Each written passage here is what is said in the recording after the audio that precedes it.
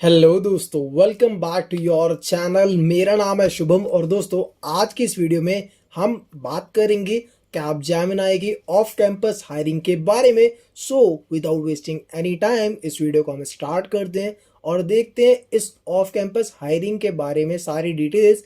Because ये hiring काफ़ी बढ़िया होने वाली है, बिकॉज ये एक बल्क हायरिंग है। सो इसकी सारी डिटेल्स देखते हैं, क्या है एलिजिबिलिटी क्राइटेरिया, क्या रहने वाली है लास्ट डेट टू अप्लाई, सब कुछ इस वीडियो में हम डिटेल में कवर करने वाले हैं।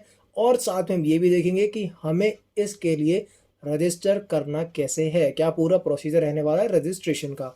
सो कंटिन्यू करते हैं और आगे बढ़ने से पहले बस एक बात और बोलना चाहूँगा आपसे कि अगर ये वीडियो आपके काम की रहे, कुछ भी आपको इससे फ़ायदा होता है, कुछ नॉलेज मिलती है, तो इस वीडियो को लाइक शेयर ज़रूर करना और चैनल को सब्सक्राइब करना मत भूलना। और अगर आप बेल नोटिफिकेशन आइकन को प्रेस करोगे तो ऐसे ही नई वीडियोस का नोटिफिकेशन अपडेट सबसे पहले आपके पास मिल सकेगा।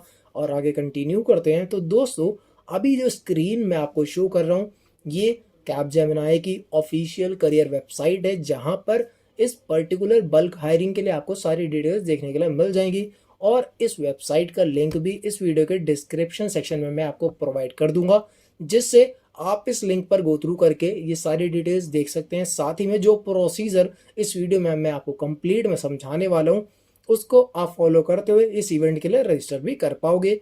और अब देखते हैं यहाँ पर क्या क्या चीज़ें मेंशन है। ठीक है, तो सबसे पहली चीज़ जो यहाँ पर मेंशन ये है कि 2021 के जो इंजीनियरिंग स्टूडेंट हैं या फिर एमसीए फ्रेशर्स हैं, ये हायरिंग उनके लिए होने वाली है। यहाँ सबसे पहली हाईलाइट हमें देखने के लिए मिल जाती है।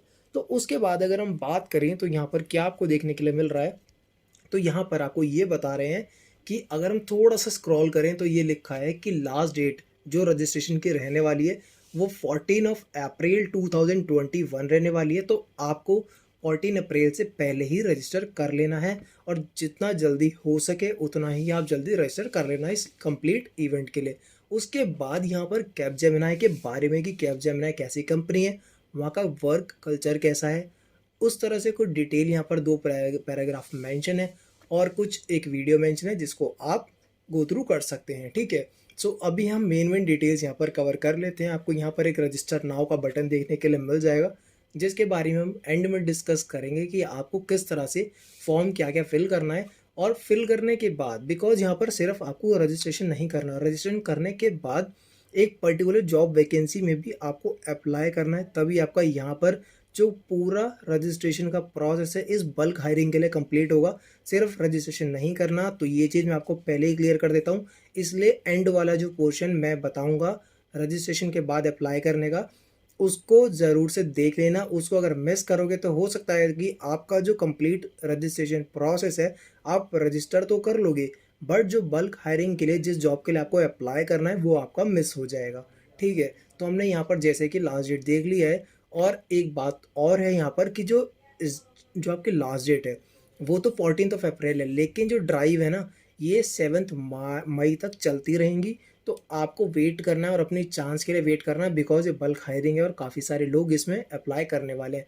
तो अगर हम बात करें तो एलिजिबिलिटी क्राइटेरिया क्या रहने वाला है, सबसे पहली बात, सबसे मेन जो एलिजिबिलिटी क्राइटेरिया है वो क्या है कि देखो, अगर आप ग्रेजुएट हो तो आप सिर्फ 2021 में अगर ग्रेजुएट हो रहे हो, मतलब आपका जो पासिंग आउट ईयर है आपकी इंजीनियरिंग से या फिर आपकी एमसीए से, तो वो क्या होना चाहिए, वो 2021 होना चाहिए। अगर वो नहीं है 2021 तो आप देखो एलिजिबल नहीं हो, कोई फ़ायदा नहीं है अप्लाई करने का, रिजेक्ट हो जाएगी अपनी एप्लीकेशन। ठीक है, तो यहाँ पर सबसे पहला पॉइंट कवर कर लिया। उसके बाद सेकंड पॉइंट में मेंशन है कि you should have 60% and above, मतलब आपका जो परसेंटेज है या तो वो 60 होना चाहिए या 60 से ऊपर होना चाहिए, 10th में 12th में डिप्लोमा ग्रेजुएशन। ठीक है, एमसीए किसी भी हिसाब से आपका 60% या उससे ज़्यादा होना चाहिए परसेंटेज। क्वालिफिकेशन आ जाती है एमसीए, जिसकी हमने बात कर ली है, बीटेक की हमने बात कर ली है।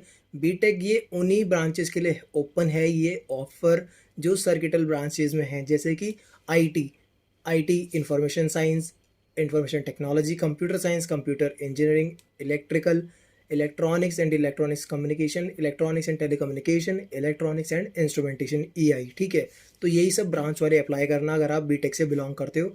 और यहाँ पर एम ई एम टेक के बारे में भी कुछ बात करी गई है। जो एम ई या फिर एम टेक के स्टूडेंट्स हैं वो कौन सी स्पेशलाइजेशन, कौन सी ब्रांच से बिलोंग करते हैं वही लोग अप्लाई करें, जो कि आईटी ब्रांच या फिर information science, computer science and computers, अगर इनमें से आप किसी ब्रांच से बिलोंग करते हो, अगर आपने एमटेक करी है तभी अप्लाई करना, अदरवाइज कोई पर्पस नहीं है अप्लाई करने का, ठीक है।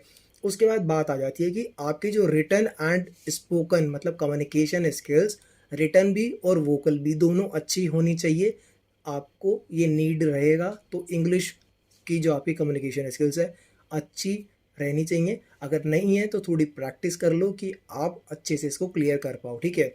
देन नेक्स्ट पॉइंट आ जाता है कि must be open to relocate to any Capgemini location, work across technology domain and role should be ready to work in shifts required. तो बेसिकली बात ये हुई कि अगर आपको कैपजेमिनी की किसी लोकेशन पर बोला गया है जाने के लिए, फॉर एग्जांपल बैंगलोर, हैदराबाद या किसी भी ऐसी लोकेशन पर बोला जाए, तो आप तैयार हो जाने के लिए तभी अप्लाई करना, बिकॉज इन फ्यूचर आपको बोला जा सकता है कि आपको कहीं बाहर रिलोकेट होना पड़ेगा, साथ ही में आपको किसी भी टेक्नोलॉजी किसी भी डोमेन में काम करने के लिए मिल सकता है, आपकी चॉइस वहाँ पर शायद नहीं देखी जाएगी इन मेजर केसेस, ठीक है। और साथ ही में आपको रोटेशनल शिफ्ट मतलब डे शिफ्ट या नाइट शिफ्ट किसी में भी काम करने के लिए मिल सकता है, तो इन सब बातों का अपना ध्यान रखना अप्लाई करते समय ही।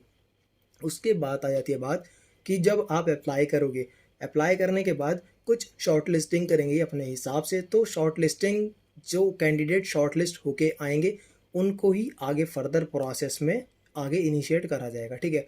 सिलेक्शन प्रोसेस पूरा ही वर्चुअल रहने वाला है, तो आप अप्लाई कर सकते हो क्योंकि आपको कहीं पे भी इंटरव्यू देने नहीं जाना, ये सब ऑनलाइन वर्चुअली होने वाला है, ठीक है। और आखिरी पॉइंट यहाँ पर आ जाता है कि candidate will be responsible for arranging the required infrastructure for appearing for the selection process which they will be conducting online. तो मतलब यहाँ पर बात हुई कि अगर आपको लैपटॉप की रिक्वायरमेंट है, वेब कैमरा की रिक्वायरमेंट है, तो जितने भी रिक्वायरमेंट्स हैं वो आप रिस्पॉन्सिबल हो वो सब अरेंज करने के लिए, कंपनी का कोई अरेंजमेंट नहीं होगा। तो अगर आपको वर्चुअल इंटरव्यू देना है तो आपको ये सेटअप अपने आप से अरेंज करना पड़ेगा, इनकी जो भी रिक्वायरमेंट रहने वाली है लैपटॉप की, वेब कैमरा की, ठीक है, यही बेसिक रिक्वायरमेंट रहने वाली है मेरे हिसाब से, तो ठीक है। अगर यहाँ सिलेक्शन प्रोसेस की बात करें तो यहाँ क्लियरली मेंशन है कि पहला स्टेप क्या है, टेक्निकल असेसमेंट आपका सूडो कोड का होने वाला है, जहाँ पर आपको कुछ प्रोग्राम से आउटपुट निकालने पड़ेंगे, इस टाइप का होने वाला है। सेकंड आपका एमसीक्यू होने वाला है, जहाँ पर आपको इंग्लिश कम्युनिकेशन वाले बेस्ड एमसीक्यू अटेम्प्ट करने हैं। थर्ड आपका एक एप्टीट्यूड टेस्ट होगा जो कि गेम बेस्ड एप्टीट्यूड टेस्ट होने वाला है। फोर्थ बिहेवियरल टेस्ट होने वाला है। और बाकी मैं आपको बता देता हूँ कि जो फर्स्ट सेकंड थर्ड ये सब राउंड है वो एलिमिनेशन राउंड है, बट जो फोर्थ राउंड है बिहेवियरल वाला, ये एलिमिनेशन राउंड नहीं होता, ये बस आपके नेचर को जानने के लिए कराया जाता है। फिर उसके बाद जो आपका फिफ्थ स्टेप है उसमें आपके technical interview face to face होने वाले हैं, और मतलब वो भी चाहे ऑनलाइन कराए जाएंगे, मतलब technical interview and HR interview conduct कराए जाएंगे आपके फिफ्थ स्टेप में, ठीक है। अब यहाँ पर जैसे कि लिखा हुआ है ये जी चीज़ जैसे मैंने आपको बता दिया कि technical communication and game based aptitude are elimination round, while behavioral profiling module is just for understanding the innate profile of the candidate and not for filtration step। मतलब इसमें आपको कोई फिल्टर नहीं करा जाएगा, बस ये आपको समझने के लिए। और जैसे कि मैंने आपको बोला कि post registration in the tool you need to apply for the job role to participate in the event. तो आपको यहाँ पर रजिस्टर करना है सबसे पहला स्टेप।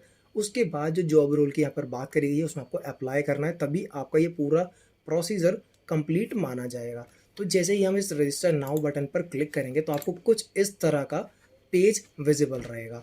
यहाँ पर आपको देखो क्या डिटेल्स हैं, यहाँ पर आपको एक पूरा step by step left panel में एक फ्लो दे रखा है कि आपको कैसे कैसे इसको कंप्लीट करना है, ठीक है। तो अब यहाँ पर जैसे ही आप स्टार्ट रजिस्ट्रेशन पर क्लिक करेंगे तो आपको ये वाली स्क्रीन कुछ विजिबल रहेगी। इस स्क्रीन को आपको क्या करना है, इस फॉर्म को वन बाय वन फिल करते जाना है। सबसे पहले आप इस पर्सनल डिटेल वाले टैब को कंप्लीट करेंगे, फिर आप कॉलेज वाले पर मूव कर जाएंगे, देन कन्फर्म वाले पर, देन कंप्लीट प्रोफाइल पर, और लास्ट में ना आपको इस जॉब पर अप्लाई करना है। तब आपका ये प्रोसेस कंप्लीट हो जाएगा, पूरा कंप्लीट हो जाएगा, ठीक है। तो ये सब है कुछ स्टेप्स जो आपको फॉलो करने हैं जिससे आपका रजिस्ट्रेशन सक्सेसफुल हो जाएगा। एंड आई होप कि आपको ये पूरा प्रोसीजर समझ आया होगा। अगर फिर भी आपके कोई डाउट्स रह जाते हैं तो इस वीडियो के कमेंट सेक्शन में आप नीचे मुझसे पूछ सकते हैं। एंड आई होप कि ये आपके लिए बेनिफिशियल रही होगी वीडियो। अगर रही हो तो ज़रूर से इस वीडियो को लाइक और शेयर कर देना, और चैनल को सब्सक्राइब करके रखना, एंड बेल नोटिफिकेशन आइकन को भी प्रेस करो जिससे ऐसी ही नई वीडियोस का नोटिफिकेशन अपडेट सबसे पहले आपको मिल सके। And that's all for this video. It's me Shubham signing off. Have a nice day, keep rocking, bye bye.